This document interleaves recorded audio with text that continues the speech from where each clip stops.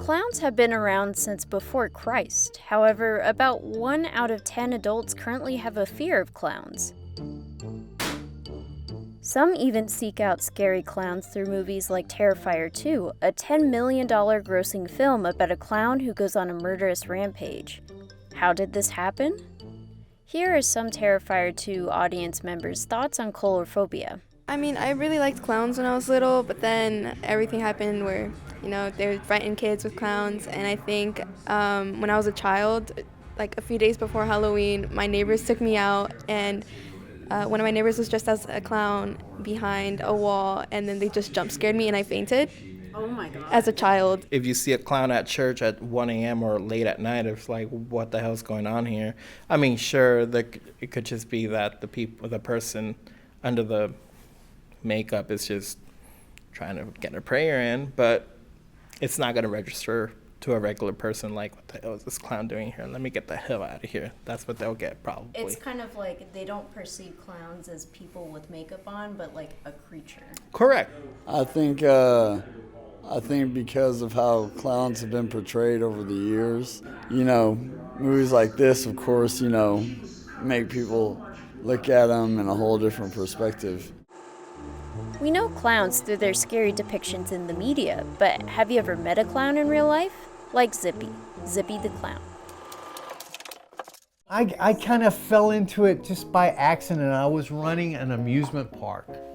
I had quit a job with the state that I had had for 3 or 4 years and progressively worked up into the administration and got burnt out real quickly.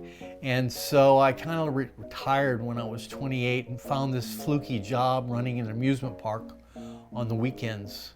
And so I came in contact with entertainers that would come to the park and would just entertain. So I started, picking up little tricks like balloon art and juggling and things like that.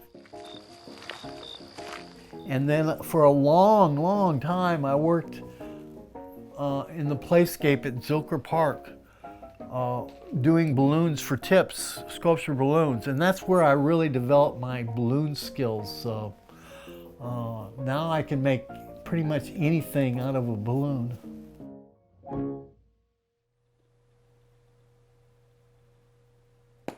The balloon costumes? It was inspired by the prize that was being offered. It's in that Capital 10K costume contest, and it was a $1,000 CD. So that's how the clown pyramid, it was a clown pyramid. It was a fat lady, and then a skinny guy, and then another guy that were balloons that were a pyramid on my shoulders. So that won first place, and I won another one with a tree, a broccoli. It looked like a broccoli, but it was a tree. The other costumes, the coulrophobia, and that was really a good one that I thought won, but HEB didn't think so. I usually, try to do the magic performance as soon as I arrived at parties, but sometimes they wanted me to do balloon sculptures first. Getting the gigs on time, putting this makeup on, and then getting across town to wherever the gigs. In the old days, they didn't have GPS, so I had to map it out, and that was the most stressful time, being a clown. Now it's like, I go into parties and I know exactly what I'm gonna do and when I'm gonna do it and what works and what doesn't. But I'm still learning, There weren't very many gigs where I wasn't, having a good time or the kids weren't having a good time. So I feel like, my motto before I went into any gig was, I'm gonna be the best clown there is.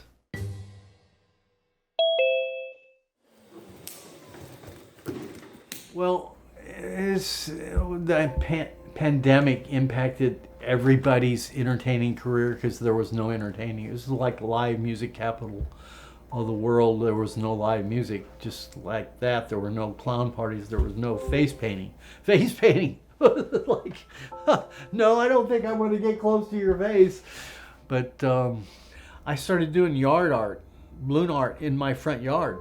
And the neighbors were really happy because it was really cool art.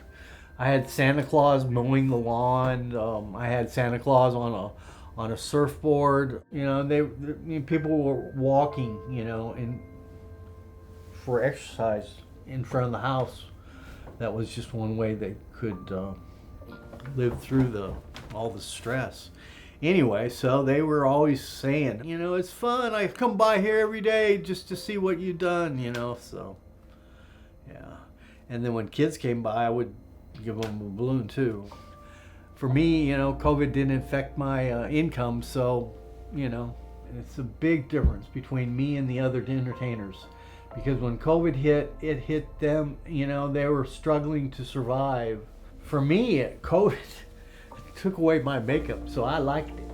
I am focused more on the balloon art and less on the makeup and the appearance. And the pandemic kind of changed my outlook on that. Clowns over the years have lost, I mean, their positivity. A lot of kids nowadays fear the clown face. If a kid is afraid of me, the worst thing I can do is get close to him. So the first thing I'm going to do is back off and look for someone that's happy to be around me. My other friends, you know, the clown entertainers aren't using makeup that I know of. The ones that use it are using less of it. And, you know, the whole thing with Ringling going down, you know, clowns losing their performance space in a way. There are just fewer and fewer that I know of, that I see, and I don't know of any whiteface anymore. So I guess that answers your question in that, you know, we're disappearing or, you know, changing. You know, there's always going to be clowns, but, you know, how they look is going to probably change. You know, I was having a good time when I was doing the makeup, and it was fun being anonymous, you know, not having people know.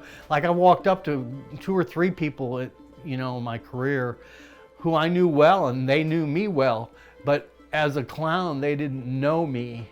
And so I was like right in their face and they didn't know who I was. It was kind of fun.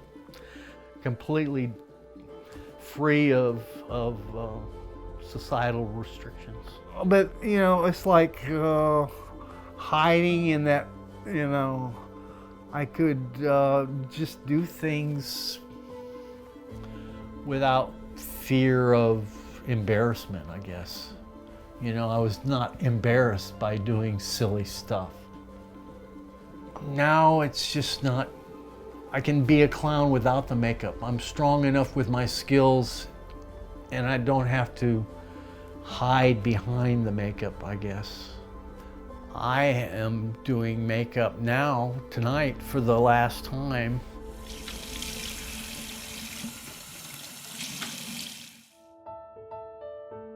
What keeps me going is this fun. It's like, pay me to go play with kids? Okay. It's the balloon art and the clowning, the magic, you know, it's all of that together. It's kind of like a symphony. The intent is to bring joy and happiness, and so that's what you got to try to do. Yeah, so that's my motto. Be the best you can be as silly as you can.